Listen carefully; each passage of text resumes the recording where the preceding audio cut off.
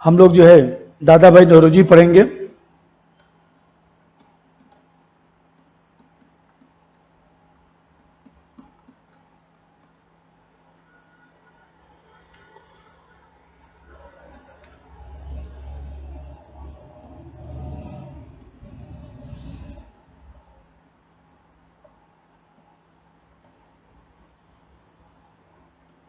तो मैं बताया कोई विचारक है तो हम लोग को सबसे पहले जो है उसका जीवन परिचय जानना चाहिए।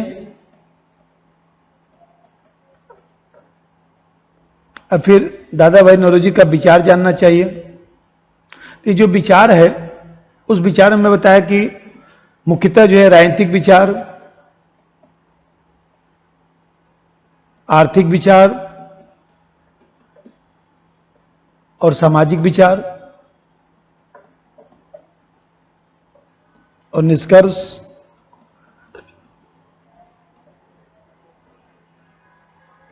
तो पहले जीवन परिचय जरा समझिए। अब देखते हैं कि दादा भाई नौरोजी जो है हम लोगों के यहां grand old man of India इनको कहा जाता है। भारत के पितामह।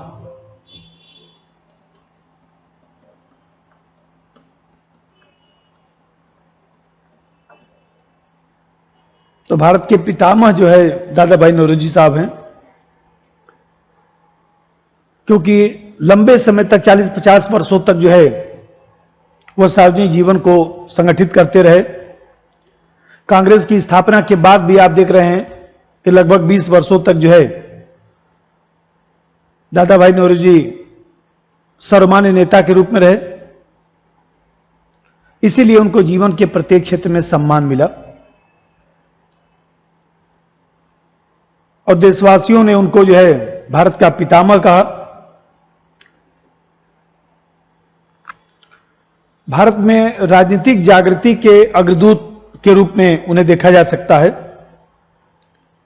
और सिर्फ राजनीतिक पहलू नहीं, उनका आर्थिक जो पहलू है, आप देख रहे हैं कि ब्रेन ड्रेन की जो अवधारणा है, जो ड्रेन थ्योरी है, एनालिसिस ऑफ इंपीरियलिज्म,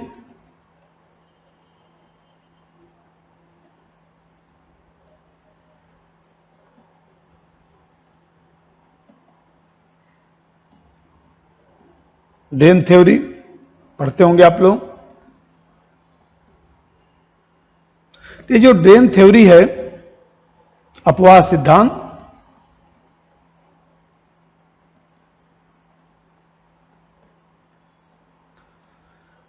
इस अपवाह सिद्धांत के माध्यम से ही हम लोग ज्यादा दादा भाई नौरोजी साहब को जानते हैं।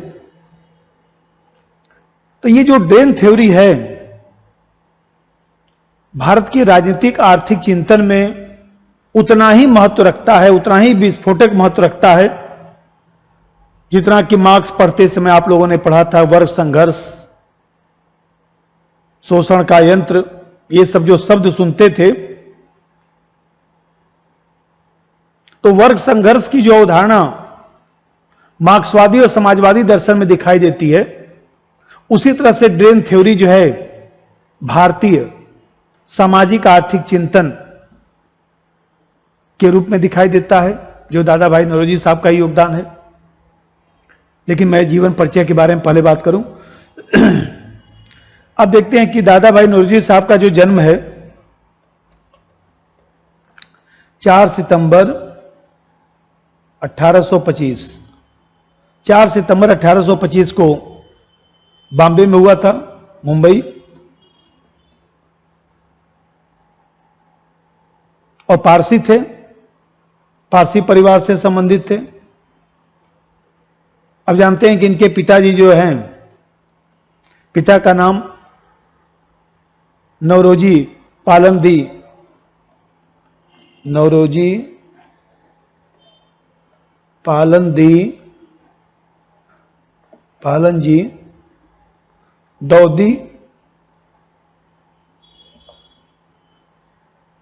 दौरदी, ये इनके पिताजी का नाम। उनकी माता का नाम जो है मणिकबाई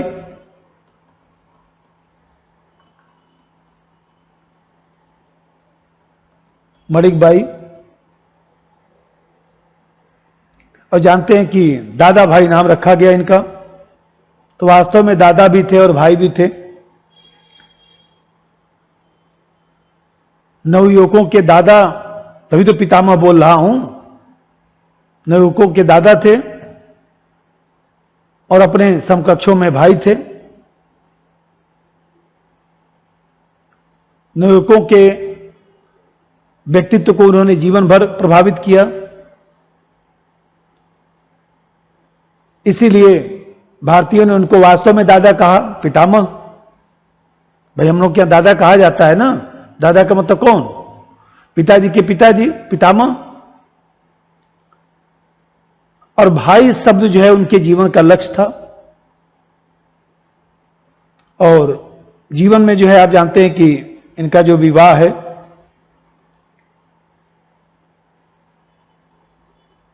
सोहराब जी श्राफ की जो कन्या गुलबाई,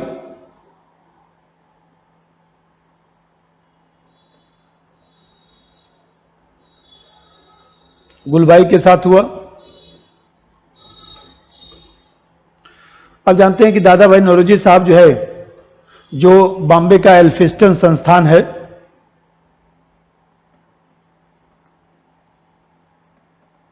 एल्फिस्टन इंस्टीट्यूट, एल्फिस्टन संस्थान, यहीं से इन्होंने अपनी शिक्षा पूरी की। और जानते हैं कि पढ़ते समय भी अनेक पुरस्कार इनको मिले। और इनके जो गुरु थे आर्ले बार, प्रोफेसर आर्ले बार, तो आर्ले बार ने जो है इनको प्रोमाइज ऑफ इंडिया कहा कि दादा भाई नौरोजी जो है the promise of India.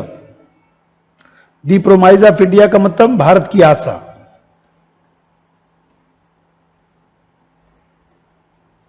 Bharat की आशा, भारत की आशा के रूप में इनको देखा गया। और भविष्यवाणी भी सत्य हुई। अब जानते हैं कि जो बंबई एसोसिएशन है 1853 में इन्होंने अपने कुछ सहपाठियों के साथ जो है बंबई एसोसिएशन की स्थापना की। बंबई एसोसिएशन की स्थापना की 1854 में जो है, आप जानते हैं कि एल्फिस्टन कॉलेज में ही जो है गणित और दर्शन के लेक्चरर नियुक्त किए गए। जिस कॉलेज में इन्होंने पढ़ा था उसी में जो है गणित तथा दर्शन के प्राध्यापक नियुक्त किए गए। और यह भी बात ध्यान रखिए कि भारत में पहले भारतीय प्राध्यापक थे जिनको किसी देश के इतने बड़े संस्थान में जो है प्राध्यापक नियुक्त किया गया, लेक्चरर नियुक्त किया गया। लेकिन आप जानते हैं कि इनका मन तो लगा नहीं। और एक साल के बाद ही उन्होंने जो है 1855 में कॉलेज से रिजाइन कर दिए। रिजाइन करने के बाद जो है इन्होंने, आप जानते हैं कि व्यापार शुरू किया। 55 में जो है इन्होंने व्यापार शुरू किया, व्यापार प्रारंभ किया। और फिर 1868 में इन्होंने जो है लंदन में ईस्ट इंडिया एसोसिएशन की स्थापना की। काफी इंपॉर्टेंट तथ्य है, लंदन में ईस्ट इंडिया एसोसिएशन की स्थापना की। ईस्ट इंडिया एसोसिएशन की स्थापना की और इसकी शाखाएं भी बनाई गई थी। इसकी शाखाएं जो हैं, एक तो बंबई में बनाई गई, एक इसकी शाखा कलकत्ता में भी थी और एक इसकी शाखा जो है मद्रास में बनाई गई। इसके बाद आप देखते हैं कि 1873 में एक कमेटी बनाया गया था, फासेट प्रवर समिति, इसको लिखते हैं फाउसेट सेलेक्ट कमेटी।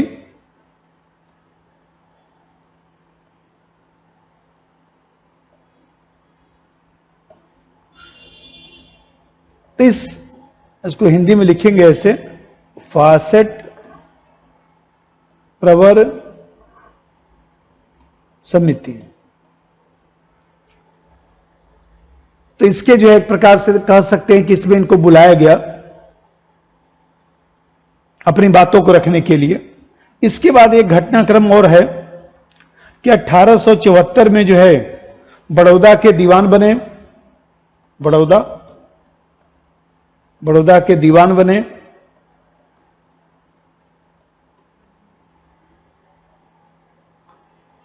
फिर इसके बाद एक घटना और भी है, 1875 में जो है बंबई कारपोरेशन के सदस्य बने।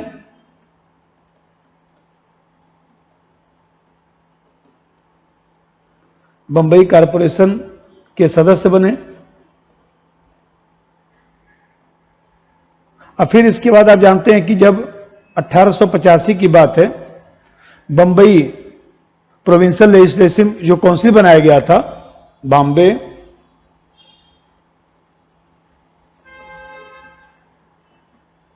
प्रोविंशियल लेजिस्लेटिव काउंसिल जो बनाया गया था, उसमें जो है एडिशनल मेंबर बने। भाई पहले तो विधायिका में एडिशनल मेंबर ही कहा जाता था, बताया था संवैधानिक विकास में। एडिशनल मेंबर बने।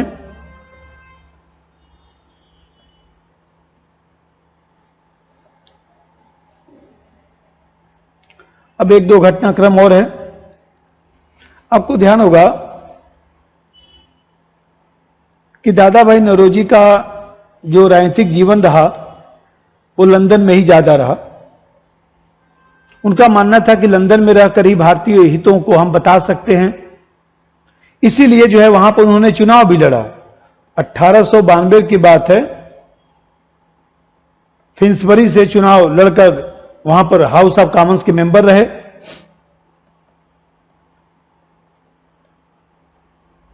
फिन्सबरी से 92 से 95 तक ये सदस्य रहे थे। फिन्सबरी से चुनाव लड़कर, चुनाव जीतकर सदस्य रहे हाउस ऑफ कॉमन्स। जानते तो हैं हाउस ऑफ कॉमन्स, इतना तो पढ़ लिया आपने। ये 3 वर्षों तक के सदस्य रहे। इसके बाद जो रॉयल कमीशन बनाया गया था, उस रॉयल कमीशन में भी ये सदस्य रहे।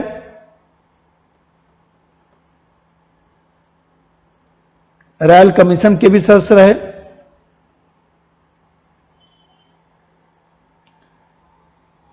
अब जैसे देखिए, एक घटनाक्रम और ध्यान रखिएगा कि 1886, 1893, 1906 इन 3 अवसरों पर कांग्रेस के अध्यक्ष रहे। तो 1886 में तो कलकत्ता में अधिवेशन हुआ था, 1893 में लाहौर में अधिवेशन हुआ था, और फिर कलकत्ता में ही हुआ था। 3 अवसरों पर कांग्रेस के अध्यक्ष रहे।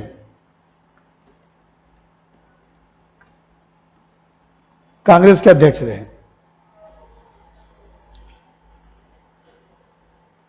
अब फिर आप जानते हैं कि लास्ट समय में इन्होंने जो है poverty and un British rule in India जो पुस्तक इन्होंने लिखा था, बहुत इंपॉर्टेंट जो पुस्तक है, आप लोग पढ़ते हैं, poverty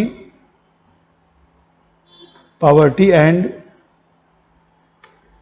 un British rule in India. इसी किताब में इन्होंने जो है ड्रेन थ्योरी को समझाया था।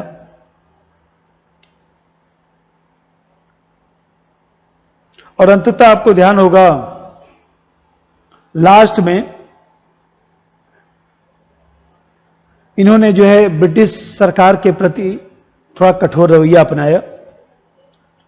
स्वराज को कांग्रेस का लक्ष्य घोषित किया गया, लेकिन इन्होंने कभी भी क्रांति और हिंसात्मक उपायों का पक्ष नहीं लिया। उदार और संवैधानिक साधनों में इनका अटूट विश्वास हमेशा बना रहा। और इस तरह से दादा भाई नौरोजी साहब का जो जीवन है, उस सेवा का जीवन कह सकते हैं। राष्ट्र को ऊंचा उठाने का जीवन कर सकते हैं। और अंततः इनकी मृत्यु जो है 30 जून 1917 को हुई।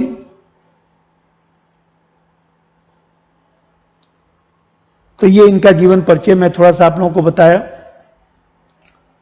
अब हम लोग जो है इनका जो राजनीतिक जो पहलू है उस पर मैं चर्चा करूंगा। ये जो राजनीतिक पहलू है उस राजनीतिक पहलू की मैं चर्चा कर दूं थोड़ा। राजनीतिक विचार या राजनीतिक दर्शन या विचार एक ही बात है।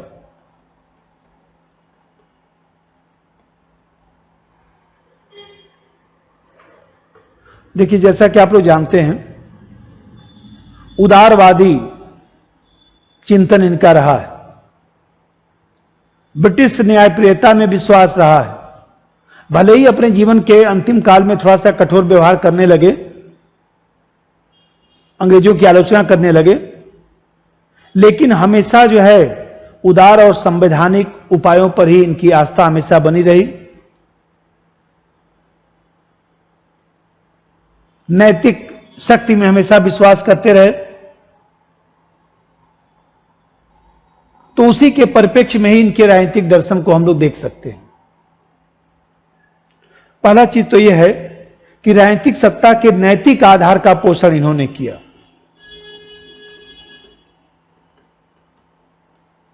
राजनीतिक सत्ता के नैतिक आधार का पोषण, कि नैतिक आधार को इन्होंने स्वीकार किया।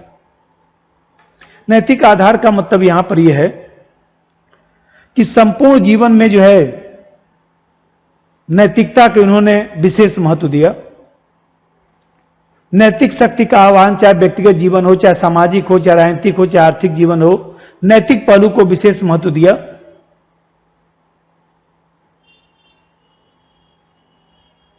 इनका मानना था कि नैतिकता ही किसी भी सत्ता को स्थायित्व प्रदान कर सकती है। इसीलिए राजनीतिक सत्ता के नैतिक आधार की इन्होंने जबरदस्त वकालत की। न्याय, उदारता, मानवता, इन सब पहलुओं के आधार पर ही राजनीतिक व्यवस्था चलनी चाहिए। इनका मानना था कि कोई भी राजनीतिक व्यवस्था यदि पार्श्विक बल के आधार पर, पार्श्विक बल का मतलब यहां पर यदि अस्त्र शस्त्र का प्रयोग किया जाता है, यदि जो है वह देखा जाए हिंसा का प्रयोग किया जाता है, तो इनका मानना था कि वह राजनीतिक व्यवस्था दीर्घजीवी नहीं हो सकती है। ऐसी राजनीतिक व्यवस्था जहां पर लोगों की इच्छा, लोगों की आकांक्षा, इन सब चीजों का सम्मान किया जाता हो, वही राजनीतिक व्यवस्था जो स्थायी स्वरूप में चल सकती है। तो आपको ध्यान होगा कि 1893 में जब लाहौर में कांग्रेस का अधिवेशन हुआ, तो लाहौर के कांग्रेस अधिवेशन में अध्यक्षीय भाषण में इन्होंने इस बात को कहा था कि किसी भी साम्राज्य का निर्माण अस्त्र शस्त्र के बल पर तो कर किया जा सकता है, लेकिन उसका परिरक्षण नैतिक शक्ति के आधार पर ही संभव है। इसीलिए राजनीतिक शक्ति का आधार नैतिकता होना चाहिए। उन्होंने अंग्रेजों को भी चेताने का प्रयास किया कि यदि पार्श्विक आधार पर आप शासन चलाने का काम करेंगे, इस साम्राज्य का विघटन हो जाएगा। तो आप देख रहे हैं कि दादा भाई नौरोजी ने अंग्रेजों को भी चेता दिया कि यदि आप जो है भारत में हिंसा का प्रयोग करेंगे, जलियांवाला बाग हत्याकांड करेंगे, बाद में जो हुआ, तो आप देख रहे हैं उन्होंने कहा कि कहीं न कहीं जो है इस तरह की चीजें जो है आपका साम्राज्य जो है समाप्त कर देंगे।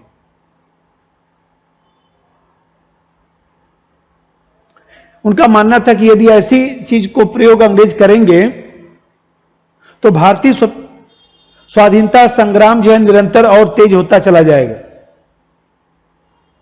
और भारत जो है ब्रिटिश साम्राज्यवाद के शिकंजे से मुक्त हो जाएगा। दूसरा चीज देखिए, मैं बताया कि उदारवादी नेता हैं तो ब्रिटिश चरित्र और शासन व्यवस्था की प्रशंसा करते हैं। ब्रिटिश चरित्र और शासन व्यवस्था की प्रशंसा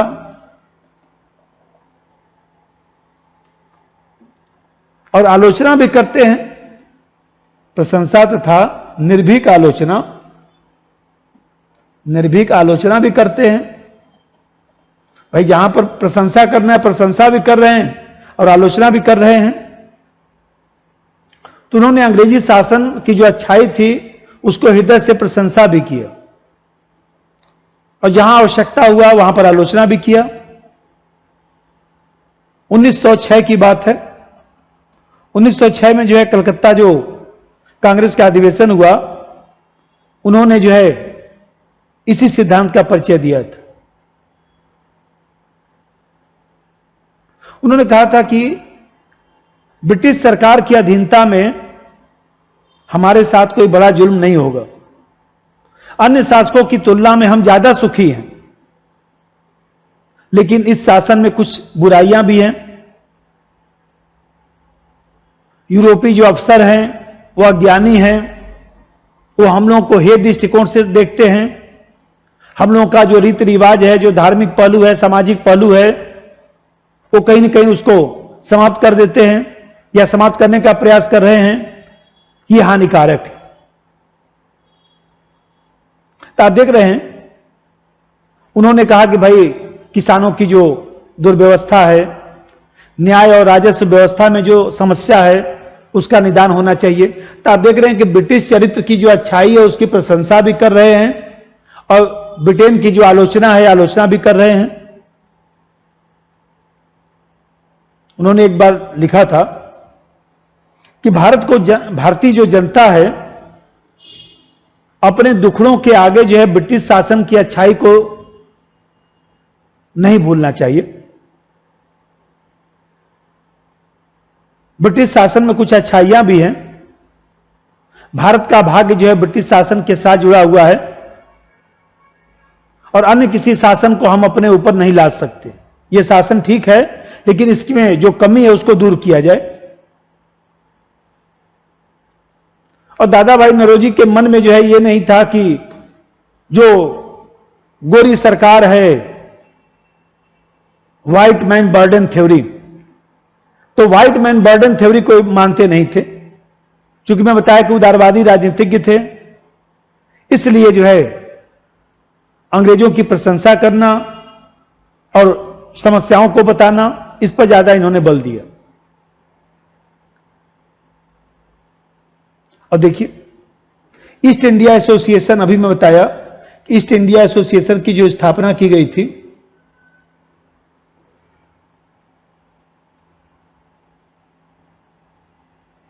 ये लंदन में ईस्ट इंडिया एसोसिएशन की जो स्थापना की गई, 68 से जो कार्य करना शुरू किया, तो ये वास्तव में 2 मई 1867 को एक इन्होंने भाषण दिया था। इसके बाद ही ये जो है ईस्ट इंडिया एसोसिएशन की स्थापना हुई थी।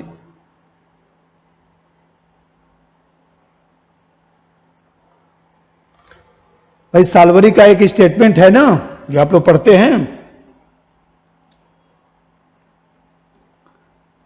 साल्सबरी का स्टेटमेंट क्या है? अन्याय बलवान से बलवान का भी नाश कर देता है। अन्याय बलवान से बलवान का नाश कर देता है। इस बात को जो है ये स्वीकार करते थे। ये भी कहते थे अंग्रेज अन्याय करेंगे तो समाप्त हो जाएंगे। तो मैं बता रहा था कि राजनीतिक जो विचार बता रहा था, तो पहला चीज तो ये रहा, दूसरा पहलू ये रहा, तीसरा पहलू ये है कि ब्रिटिश लोकमत को जो है भारतीय समस्याओं के प्रति जगाने का प्रयास इन्होंने किया। एक तरह से चेतावनी कह सकते हैं। तीसरा पहलू है ब्रिटिश लोकमत को भारतीय समस्याओं के प्रति जगाने की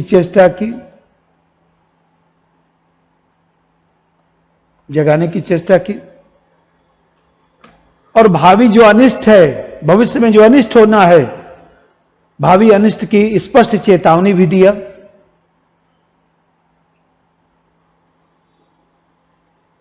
भाई ब्रिटिश शासन की अच्छाइयों को भी बताया और ब्रिटिश जनता को भारतीय स्थिति, भारतीय समस्या से भी अवगत कराने का प्रयास किया। आपको ध्यान होगा लंदन में रहते थे तो इन्होंने जो है अनुभव किया कि ब्रिटिश जो लोग हैं उनको बताया जाए, उनका दबाव जब पड़ेगा सरकार पर, ब्रिटिश सरकार पर, तभी भारत में सुधार हो सकता है। इंग्लैंड में स्वस्थ जनमत का निर्माण करके कहीं न कहीं सुधार कराया जा सकता है। आपको ध्यान होगा कि WC बनर्जी के सहयोग से जो है लंदन इंडियन सोसाइटी की स्थापना की।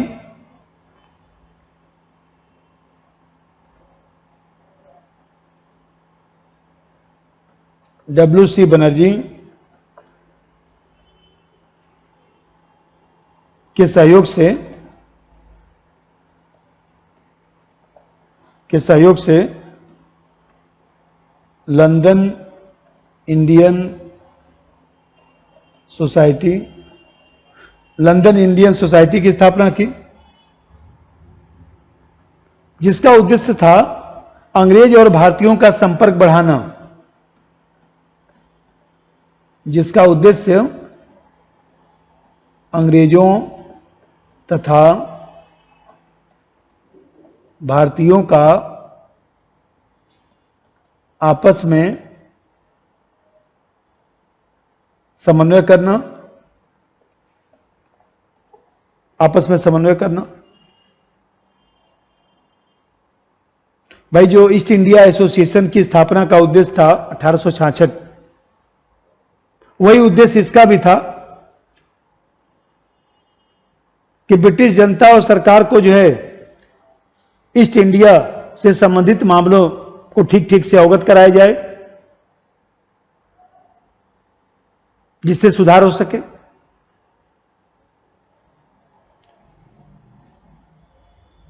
आपको ध्यान होगा कि इन्हीं सब पहलुओं के कारण दादा भाई ने जो है ब्रिटिश राजनीतिज्ञों और ब्रिटिश जनता के सामने जो है सिविल सर्विस में भारतीयों के प्रवेश का मुद्दा उठाया और यह प्रस्ताव पारित भी कराया कि भारत और इंग्लैंड दोनों जगह पर जो है परीक्षा होनी चाहिए। तो आपको ध्यान होगा 1853 का जो एक्ट था वहां से यह शुरू होता है। उनका मानना था कि जो लोग कहते हैं कि भारतीय जो है उत्तरदायी पूर्ण पदों के योग्य नहीं है, यह गलत है। भारतीयों में योग्यता भी है, क्षमता भी है, ईमानदारी भी है, भारतीय प्रशासनिक कार्य कर सकते हैं। इन सब बातों पर इन्होंने बल दिया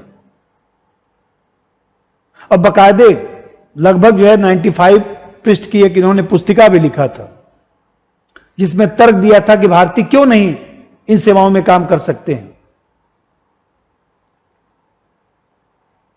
इन्होंने कहा था उस पुस्तक में कि भारत की सिविल सर्विसेज में जो है भारतीयों को भर्ती न करना वैसा ही होगा जैसे इंग्लैंड की सिविल सर्विसेज में अंग्रेजों को भर्ती न करना।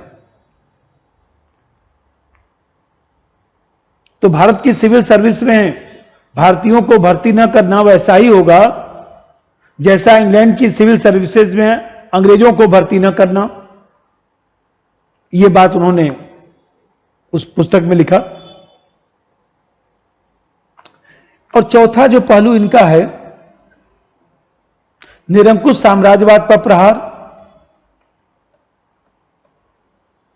निरंकुश साम्राज्यवाद पर प्रहार। निरंकुश साम्राज्यवाद पर प्रहार का मतलब यह है, इन्होंने कहा कि भाई भारत और अंग्रेजों का हित एक दूसरे के पूरक है।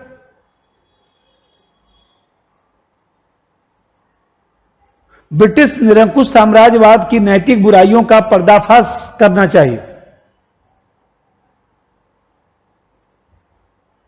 और साम्राज्यवाद जो तानाशाही है, जो निरंकुश साम्राज्यवाद है, वह केवल प्रशासनिक बुराई नहीं बल्कि वित्तीय हानि को भी प्रदर्शित करता है।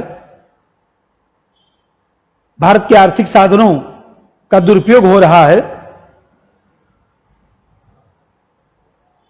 और आगे मैं अभी बताऊंगा कि इकोनॉमिक ड्रेन की बात इसी से उन्होंने शुरू किया था।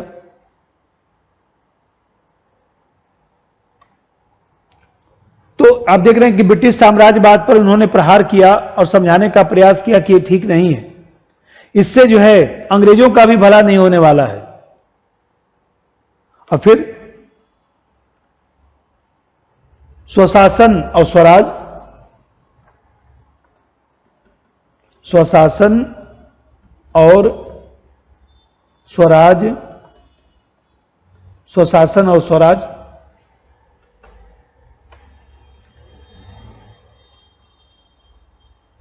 तो आपको मैं बता रहा था कि शुरुआती दौर में तो दादा भाई नौरोजी जो है अंग्रेजों की प्रशंसा ज्यादा करते थे, लेकिन बाद में आलोचना करना शुरू कर दी।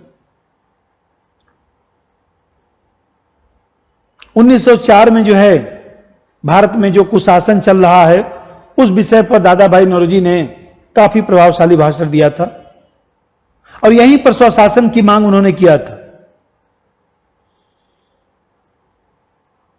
उन्होंने कहा था कि अंग्रेज जो है, आपको ध्यान होगा कि 1905 में बंग भंग, तो पूरी भारत की जनता ने बंगाल विभाजन का विरोध किया, कांग्रेस ने विरोध किया।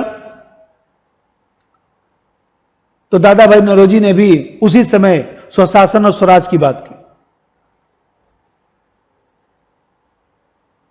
पूर्ण स्वाधीनता नहीं, पूर्ण स्वाधीनता के कभी समर्थक नहीं रहे, ध्यान रखिएगा।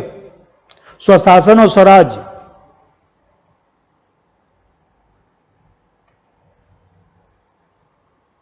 तो आपको ध्यान होगा कि इसमें एक पहलू और भी महत्वपूर्ण है कि भारतीय जो जनता है और युवा शक्ति में विश्वास रखते थे, भारतीय जनता तथा युवा शक्ति में विश्वास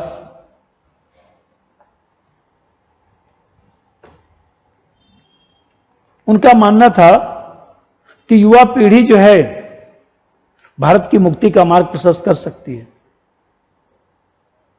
लेकिन हिंसात्मक उपायों का सहारा नहीं लेना चाहिए। भारतवासियों को मिलकर अपने विचारों को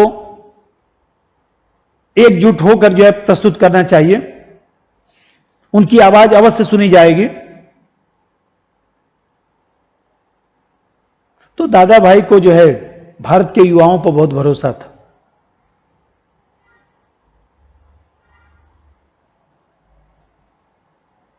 लेकिन हिंसा नहीं, अहिंसात्मक साधन का प्रयोग करने की बात करते थे।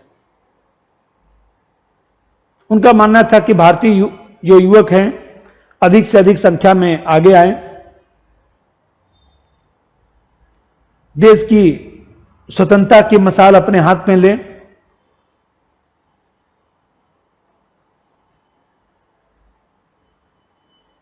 देश सेवा के इच्छुक जो युवक हैं उनको संगठित करने की आवश्यकता है। इस तरह का भाषण उन्होंने दिया था। और एक जो पहलू है कांग्रेस से संबंधित, कांग्रेस की चिंता कर सकते हैं।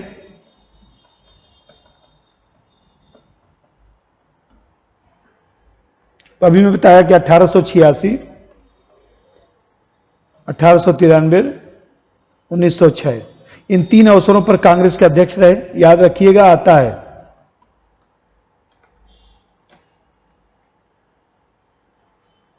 तो आप देख रहे हैं कि 1906 आते आते जो है स्वराज की बात नौरोजी ने भी स्वीकार कर लिया, लेकिन अंग्रेजों के नियंत्रण में। और दादा भाई का जो राजनीतिक पद्धति रहा है, भाई कांग्रेस की चिंता और जो राजनीतिक पद्धति रहा है, मुख्यतः 3 बातें उस पर हैं। मतलब ये कह सकते हैं कि राजनीतिक जो पद्धति है, ये राजनीतिक पद्धति में 3 बातें हैं। पहली बात, अपने कार्यों के न्यायोचित होने में पूर्ण विश्वास, कि जो भी कार्य करना है वो न्यायोचित होना चाहिए। अपने कार्यों, नंबर 1, अपने कार्यों के न्यायोचित होने में पूर्ण विश्वास।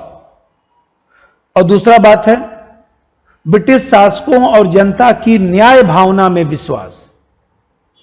ब्रिटिश शासकों और जनता की न्याय भावना में विश्वास। और तीसरा पहलू है, ब्रिटिश लोगों को यह विश्वास दिलाना कि हमारा कार्य न्यायोचित है, और निरंतर जो है इस बात को लोकमत के रूप में प्रस्तुत करना। तो आप देख रहे हैं कि दादा भाई नौरोजी की जो राजनीतिक पद्धति रही, उदारवादी रही। इसीलिए दादा भाई नौरोजी साहब खुद ही मानते थे कि भारत को अपना स्वाधीनता संघर्ष लंबे समय तक करना होगा, लेकिन अहिंसात्मक तरीके से, संवैधानिक तरीके से यदि हम लोग प्रयास करते रहे तो भले ही समय लंबा लगेगा, लेकिन हम लोग स्वराज प्राप्त कर सकते हैं।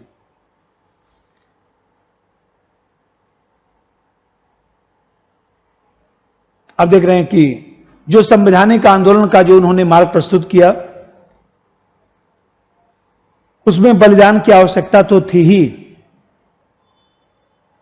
लंबे संघर्ष की भी आवश्यकता थी। तभी गांधी जी देखिए इसी रास्ते पर चलना पसंद किए। उनको पता था कि नौरोजी साहब ने जो कहा, गोखले ने जो कहा, रानाडे ने जो कहा, वही वास्तव में तरीका सही है। ये तो इनका राजनीतिक विचार था। और जो आर्थिक दर्शन है, थोड़ा सा उस पर मैं चर्चा करूं।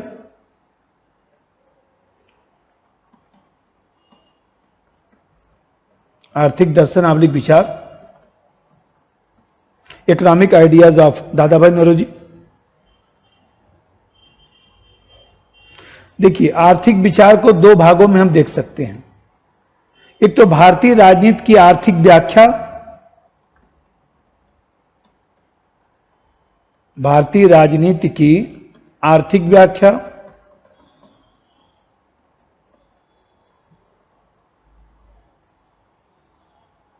और दूसरा चीज है अर्थशास्त्रीय अनुसंधान,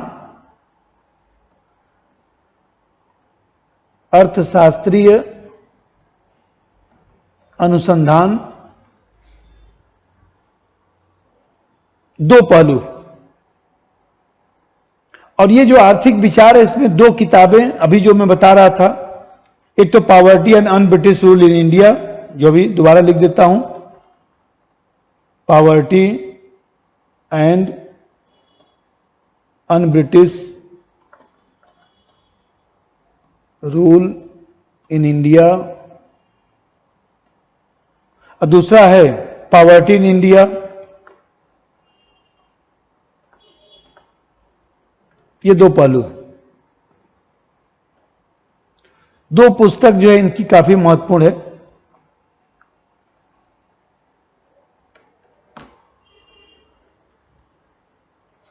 तो आप देख रहे हैं कि नौरोजी ने भारतीय राष्ट्रवाद के आर्थिक आधार के सिद्धांत का निर्माण किया। भारत में जो गरीबी है, भारत में जो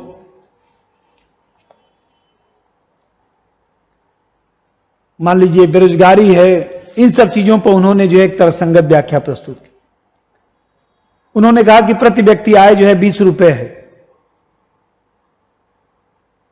और बाकायदे जो है ये जो किताब है, ये लगभग 700 पृष्ठ की किताब है, कभी पढ़िएगा, लेकिन अभी नहीं, एग्जाम पास करने के बाद। ये लंदन से किताब प्रकाशित हुई थी, लंदन से प्रकाशित हुई थी।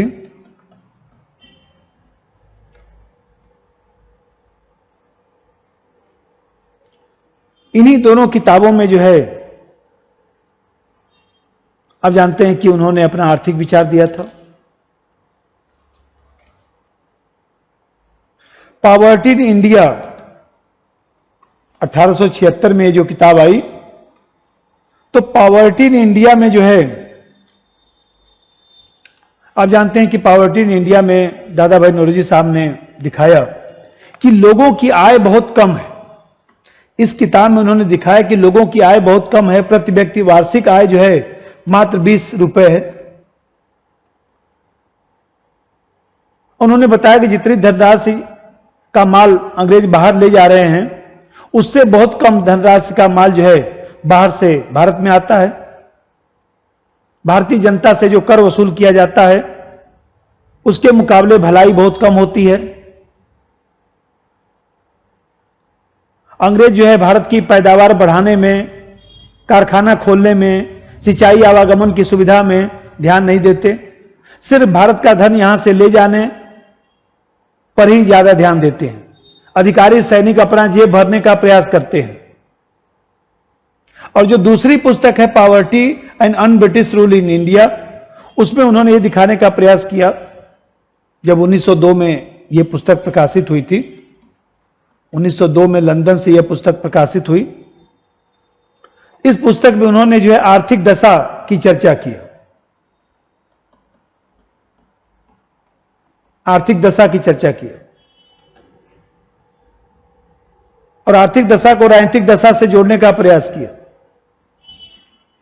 Poverty and un British rule in India में जो है विभिन्न प्रमाणों से, आंकड़ों से उन्होंने समझाने का प्रयास किया कि भारत दिनों दिन कैसे गरीब होता जा रहा है। गरीबी का मुख्य कारण भारत में ब्रिटिश शासन है।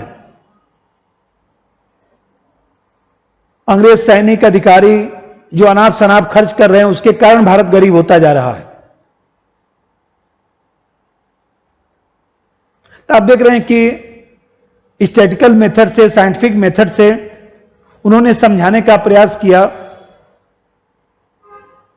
कि इकोनॉमिक ड्रेन कैसे हो रहा है।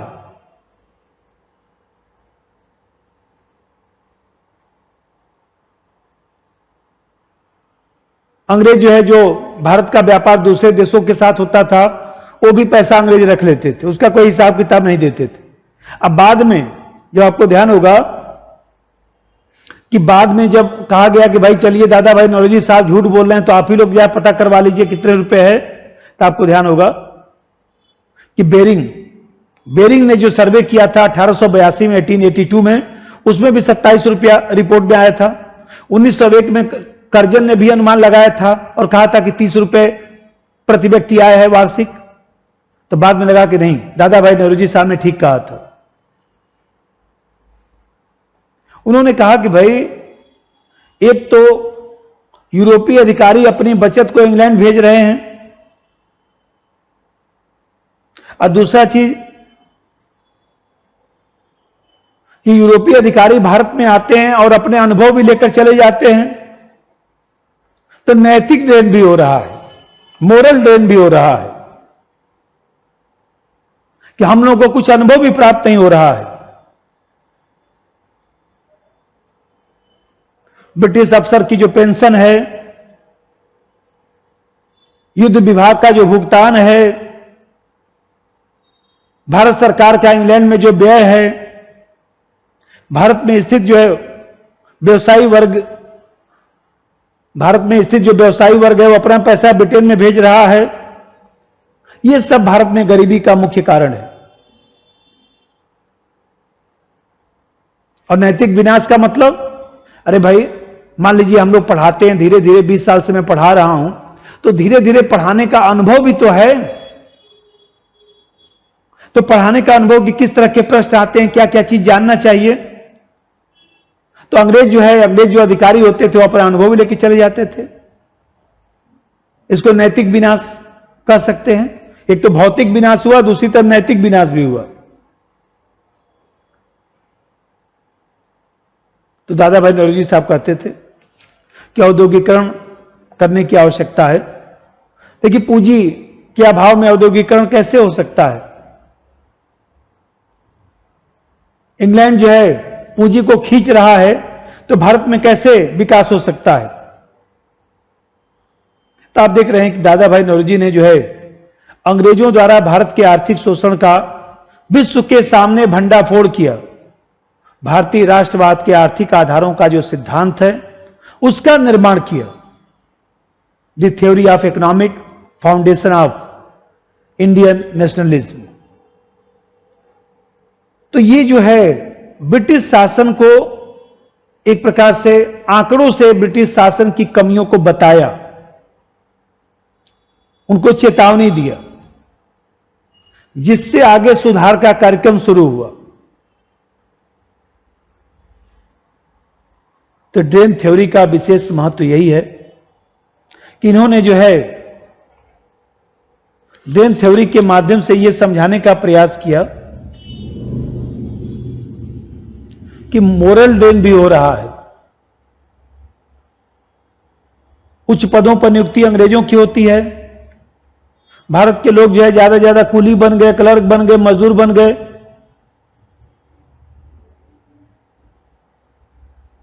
और जो अनुभव हुआ शासन प्रशासन का वो चला गया सब ब्रिटेन। ये सब एक तरह से कह सकते हैं कि नैतिक अपवाद। तो दो तरह के अपवाह की उन्होंने बात की। दो तरह के अपवाह, जो ड्रेन है वो दो तरह के ड्रेन की उन्होंने बात की। एक तो इकोनॉमिक ड्रेन और दूसरा मोरल ड्रेन। दो तरह के ड्रेन की बात की, ये ध्यान रखिएगा। और तीसरा चीज है सामाजिक दर्शन, जरा उस पर भी चर्चा कर दूं।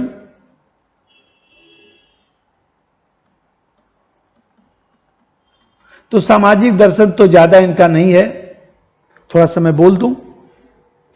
दादा भाई नौरोजी का जो सामाजिक दर्शन है उनके स्वभाव से दिखाई देता है। उनकी रुचि जो है राजनीतिक और आर्थिक पहलू में ज्यादा थी, लेकिन सामाजिक पहलू भी दिखाई देता है। महिलाओं की जो स्थिति थी उसके लिए जो है गुजराती ज्ञान प्रकाशन मंडली की स्थापना उन्होंने किया। गुजराती ज्ञान प्रकाशन मंडली की स्थापना उन्होंने किया। मुंबई में नारी शिक्षा के प्रसार के लिए महत्वपूर्ण कार्य किया। और नौरोजी के प्रयास से ही जो है मुंबई में अनेक बालिका विद्यालय खोले गए। तो मुंबई में नारी शिक्षा के प्रति जो है रुचि को बढ़ाने में नौरोजी साहब का विशेष योगदान रहा है। धार्मिक कुरीति, अंधविश्वास, रूढ़िवादिता, इन सब चीजों पर भी उन्होंने प्रहार किया। विधवा विवाह के प्रचार में उन्होंने विशेष रुचि ली। मद्यपान, शराब, इन सब चीजों को सामाजिक बुराई माना। आप देख रहे हैं कि इंग्लैंड में रहते थे, फिर भी जो है कहीं न कहीं शराब को एक बुरी वस्तु के रूप में उन्होंने स्वीकार किया और इस बुराई को मिटाने के लिए उन्होंने प्रयास किया। तो समाज सुधारक के रूप में भी दादा भाई नौरोजी थे और उन्होंने समाज सुधार के लिए अनेक संस्थाओं का निर्माण किया।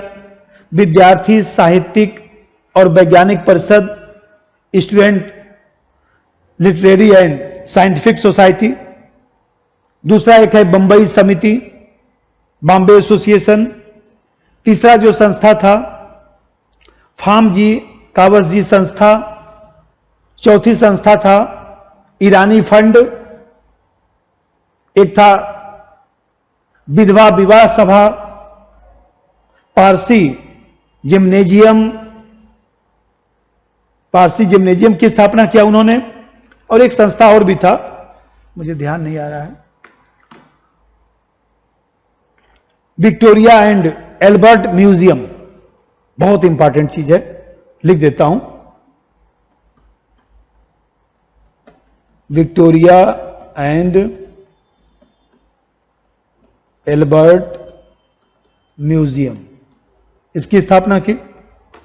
तो देखिए सब मिला जुला के हम लोग कह सकते हैं कि दादा भाई नौरोजी जो है उनका जो राजनीतिक दर्शन है नैतिक और संवैधानिक है। उन्होंने स्वराज का मंत्र भी दिया। एक तरह से कह सकते हैं कि समन्वय स्थापित किया। उदारवादी संविधान को जो है आगे बढ़ाने का प्रयास किया। सेल्फ रूल की बात उन्होंने किया।